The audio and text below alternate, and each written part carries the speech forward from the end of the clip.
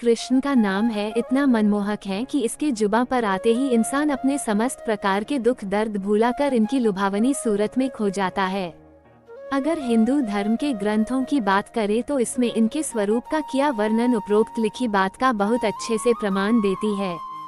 यही कारण है बचपन से ही श्री कृष्ण सबके प्रिय थे। गोकुल गोपियों से लेकर वहाँ की वृद्ध स्त्रियों के लिए श्री कृष्ण बहुत खास थे।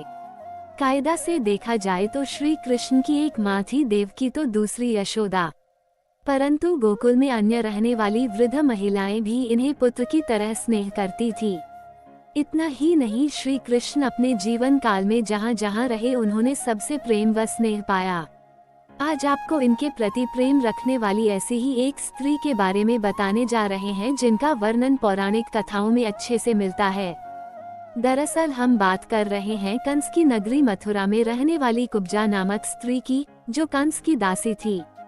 वे नित्य कंस के लिए चंदन, तिलक तथा फूल इत्यादि का संग्रह करती थी। अपने प्रति कुब्जा की इस असीम प्यार व श्रद्धा को देखकर कंस भी अति प्रसन्न था। कहा जाता है कि कुब्जा को बहुत कम लोग जानते थे। इनके कुबड़े होने के कारण ही इन्हें कुब्जा का नाम दिया गया। पौराणिक कथाओं के अनुसार कंस के वध के दौरान श्री कृष्ण की कुब्जा से मुलाकात हुई थी, जिसके बाद उनके यानी कुब्जा के साथ उनकी प्रेम क्रियाएं शुरू हुई। आइए जानते हैं संपूर्ण कथा के बारे में। एक बार की बात है, भगवान श्री कृष्ण ने देखा कि एक कुबड़ी स्त्री अपने हाथ में चंदन, फूल और हार इत्यादि लेकर बड़े प्रसन्न मन से जा रही है। तब श्री कृष्ण ने उससे प्रश्न किया, ये चंदन व हार फूल लेकर इतना इठलाते हुए आप कहाँ जा रही है और आप कौन है? तो कुब्जा ने श्री कृष्ण के प्रश्न का उत्तर देते हुए कहा कि मैं कंस की दासी हूँ। मेरे कुबड़ी होने के कारण सब मुझको कुब्जा कहते हैं। मैं ये चंदन, फूल, हार आदि लेकर अपने महाराज कंस के पास जा रही हूँ। मैं नियमित रूप से ऐसा करती हूँ और उन्हें ये सारी सामग्री प्रदान करती हूँ जिससे वे अपना श्रृंगार आदि करते हैं। ये सुनते श्री कृष्ण ने कुब्जा से आग्रह करने लगे कि आप ये चंदन मुझे लगा दीजिए और ये फूल, हार हमें चढ़ा दो। जिसके लिए कुब्जा ने साफ इनकार कर दिया हुआ कहा कि नहीं, ये तो केवल मेरे महाराज कंस के लिए हैं। मैं इन्हें किसी और को अर्पित नहीं कर सकती है।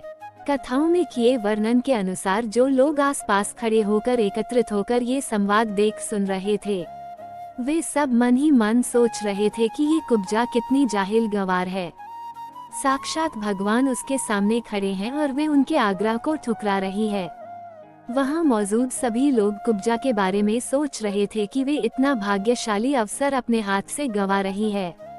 कम लोगों के जीवन में ऐसा सुखद अवसर आता है, और वो है कि श्री कृष्ण को छोड़कर फूल, माला व चंदन पापी कंस को चढ़ाने जा रही है। लेकिन अब उसमें कुब्जा का भी क्या दोष था?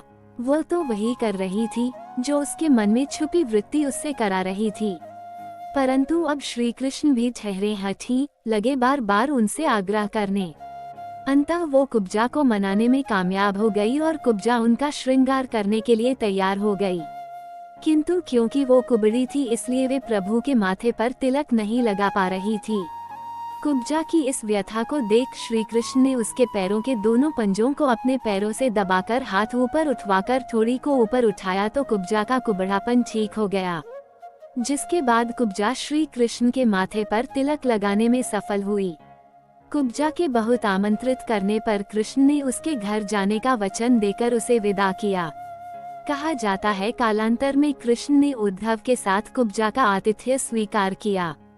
इतना ही नहीं, श्री कृष्ण ने कुब्जा के साथ प्रेम क्रियाएं भी की।